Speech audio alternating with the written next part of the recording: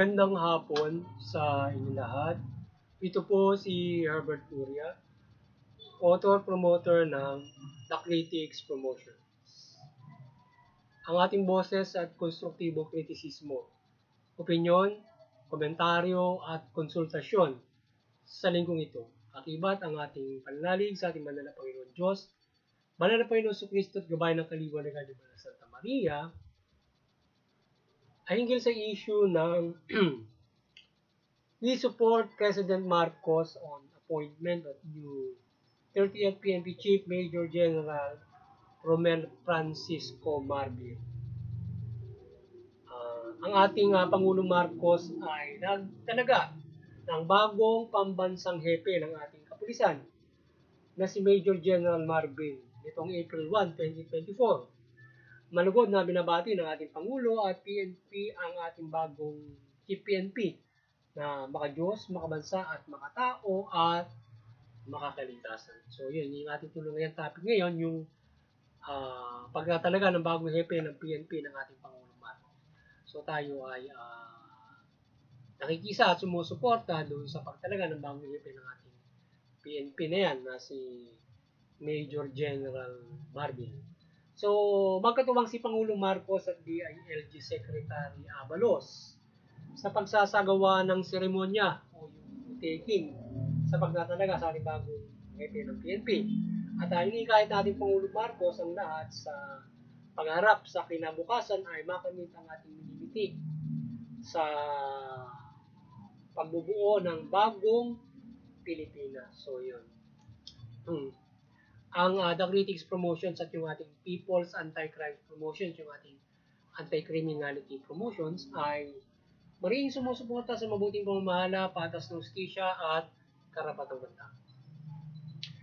At sa isyong ito, ng pagtatalaga ng bagong PNP Chief ay ating sinusuportahan ng Pangulong Marcos sa kanyang pagtatalaga kay Major General Marbil at ang ating bagong PNP Chief ay magampanan niya ang kanyang tungkulin na patas at narespeto sa karapatang bantao at makatotohanan sa pagpapairal ng kaayusan sa bansa. So ating sinusuportahan yung pagkaka-appoint kay Major General Marbil at sana ay magampanan nito ng ang kanyang tungkulin na nagpapairal ng karapatang bantao, patas ng hustisya at mabuting pamamahala. So yun, na ito ay makatarungan sa pagpapairal ng kanyang peace and order. Yan. So pag-ibayuhin ng ating PNP Chief at patuloy nitong pairalin ang pagpapatupad ng batas mula sa pagrespeto ng karapatang bantao. Sa napatas dapat ito ang ating PNP at hindi ito naabuso at nalalabag. So pairalin ng ating bagong PNP Chief na maipagpatuloy ang pagreforma at police objective nito, kagaya ng Patrol Plan 2030 at ang PNP ay maging accountable at hindi umaabuso sa tungkulin. So yun.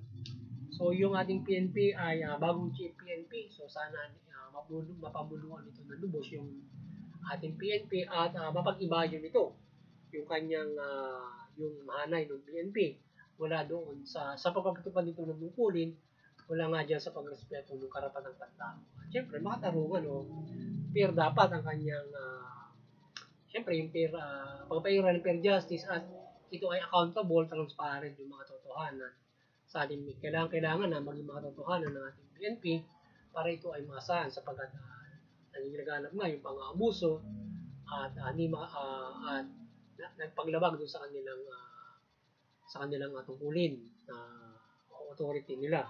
Kaya nangangailangan tayo na sila ay maging accountable. At saka yung dating Patrol Plan 2010, ipag-ibayuhin niya yun, yung kung ano man yung hanggang ngayon na kanilang patuloy na sinasagawang pagre-reforma o yung guide nila para sa PNP service, ibayuhin niya at patuloy na pagre-reforma para makinis ito at sa kanila at may taon-taong paglimi hanggang sa 2030 para makita yung iniusad ng PNP sa lahat ng aspeto ng ating police service. Kung halimbawa sa loob ng kailan panahon na yan ay sa bawat panahon, sa bawat mga pagpapalit ng PNP, halimbawa nasimulan niya noon sa panahon ni Pangulong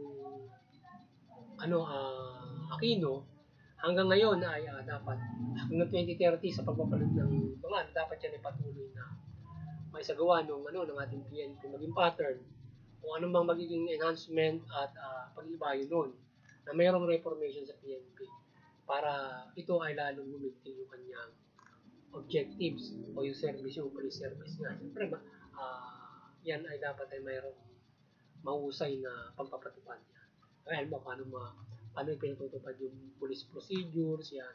Nalilimi kung ito ay effective or not. And yung human rights policing, human rights-based policing, ba? Ito ba ay nagiging effective?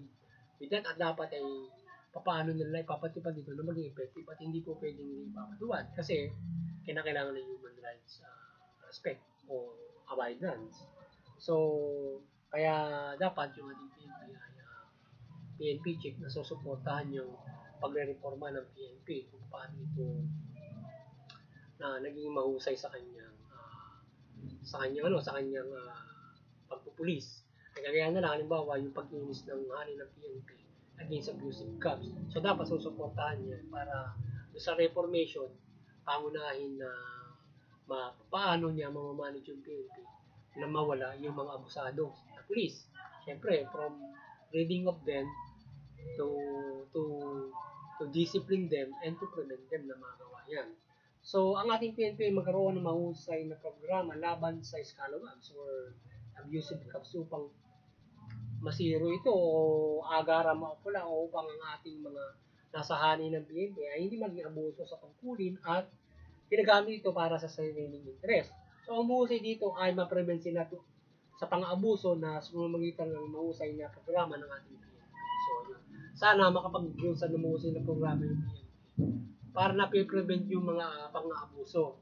Hindi ba sa always, kasi yung prevention ng pinang-mahusay eh. Kasi kung umabuso, syempre, ang gagawin ng PNP to reform ay kung pwede pang madisiplina, didisiplinahin, or else, lalapatan mo nung dapat na ilapat sa kanila na sila ay maaaring tanggalin sa trabaho, administrative cases, or maaaring criminal cases ang kaharapin ng mga abusive cops. So, maaaring matanggal pati sa trabaho, syempre, or makulong, or sila ay madisiplina, bumaba ang ranggo, mga ganun mga bagay. Pero kung yung may mga programa to prevent it, magandang bagay yun kasi maiwasan nilang umabuso kung sa pamamagitan ng isang mahuhusay na mga programa na yan. Ano ba yung nag-uudyok sa ating mga kapulisan para umabuso?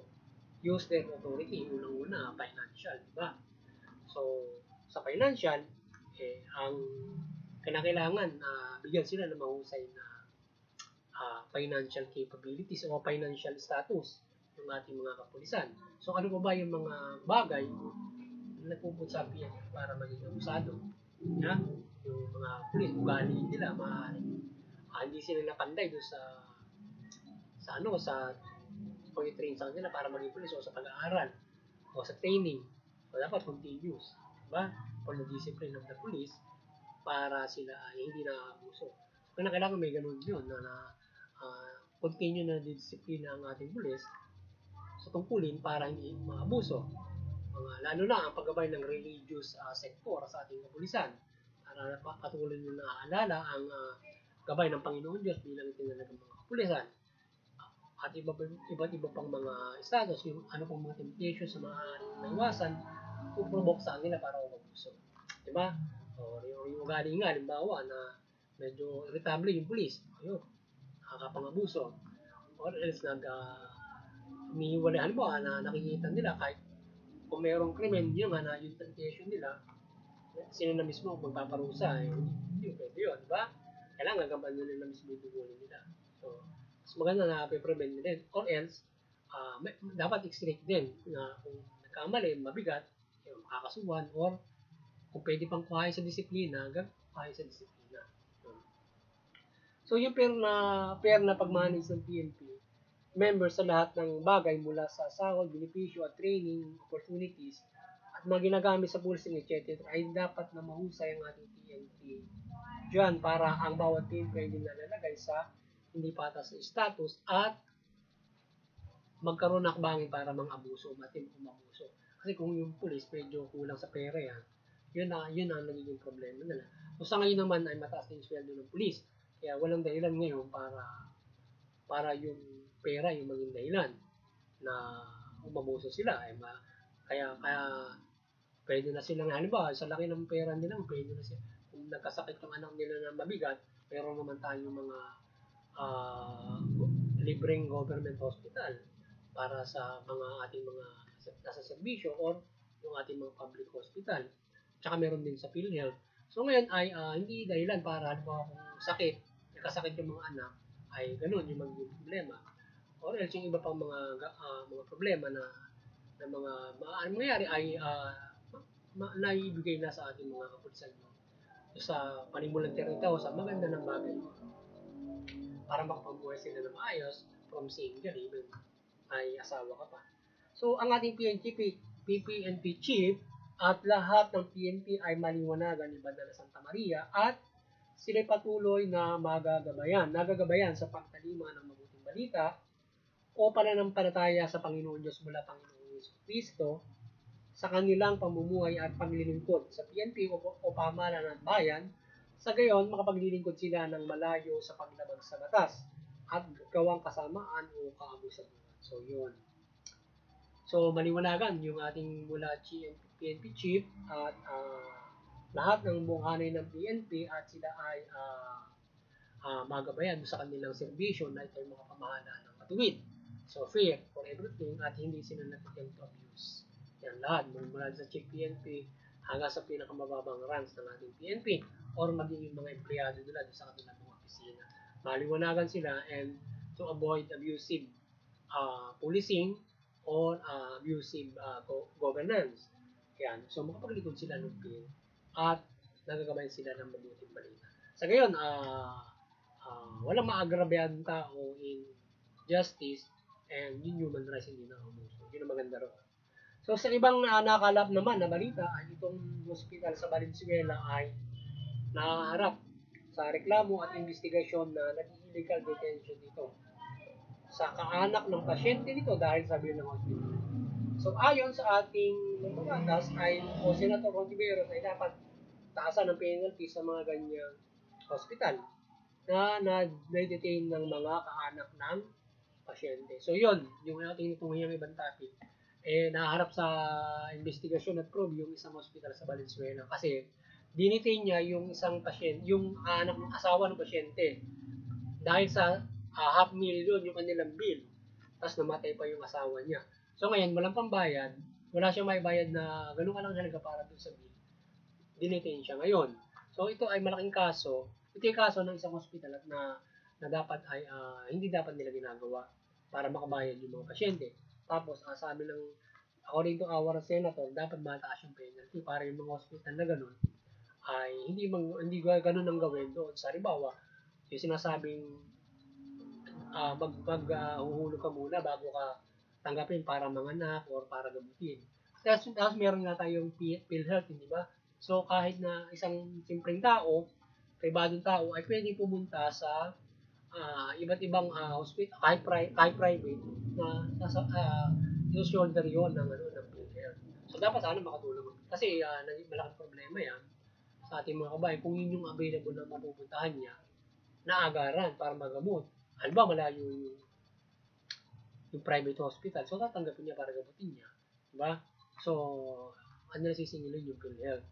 So, sana yung PhilHealth makatulong na mahusay sa sitwasyon nito at ano may tutulong ng pamahalaan. Para sa gano'n, at lalo na iba't ibang mga kababayan, ikaw hindi kaya makapagpa-hospital. So maraming ganyan. Yung alam panganganak, problema na. Samantalang yung panganak, madali lang kaya i-attend ng hospital yun, di ba? Parang bigyan ng accommodation. Iba mga private, masyado dyan eh. Iba namamatay yung mga pasyenteng gano'n. Dahil hindi nga sila na-accommodate, kinakailangan na mag-deposit muna. Diba? So, bawal dapat yun i-accommodate. Dapat kasi yung gano'n, halimbawa, yung accommodation for deposit, dapat sila, kung wala yung mga tao, sasagutin na ng PhilHealth. Or iba pang pwedeng sagutin ng PhilHealth, then saka sasagutin ng mga tao. yung kanilang iba pang mga bilin. Alaya, kung mabigat ang halimbawa yung gamutan, kagaya nung milyon, kalating milyon, di ba? Okay, mabigat yun. So ngayon, ang ating boses at concern dito ay magkaroon ng peer investigation dito at patunayan ang aligasyon ng walang kinikilingan at papanagutin ang hospital na ito kung may kasalanan. Dapat strict enforcement ang batas sa mga policy ng hospital. Na hindi dapat sila mangapi na mga pasyente o family nila. So sana ay magkaroon ng investigation. Papanagutin yung hospital kung mayroong kasalanan at magkaroon nga talaga tayo ng strict policy ang hospital na admission ng patients o kung paano mag-administer sila ng pasyente o at doon sa financial status ng mga pasyente. Diba? At kung paano ang relasyon ng PhilHealth sa mga hospital, lalo na private, para ma-accommodate yung mga ganun halimbawa. So muli, ang kaliwanagan ng Malasan Samaria ay magliwanag sa ating lahat mula sa pamahalaan at mga Pilipino, yung bawal mamahala ng mabuti, matuwid, makatarong, at tugunin yung karapatan ng tao. Yung mamayan, sumunod sa pamahalaan, suportan yung pamamahala, karapatan ng tao, patas ng justisya. Sa gayon, ay magkakaroon tayo ng kapayapaan. Kung magkakaroon tayo ng kapayapaan, magkakaroon tayo ng mabilis at maunlad na lipunan o masaganang lipunan kung mabilis na pag-unlad sa mapayapang lipunan. Yan. At higit sa lahat, tayo ay simula ng ilang step yan sa pagkakaroon natin ng kaligtasan spiritual na makasunod tayo sa mga kapamahalaan na yan na tayo ay maging mabuti. Sapagkat kasama yan sa panutunan ng ating tungkol balita na tayo ay sumusunod sa mga kanal. So yan, magandang hapon sa inyo lahat at God bless you. Muli, sana nakapasabos naman tayo ng konstruktibo kritisismo, opinyon, komentaryo at konsultasyon sa linggo.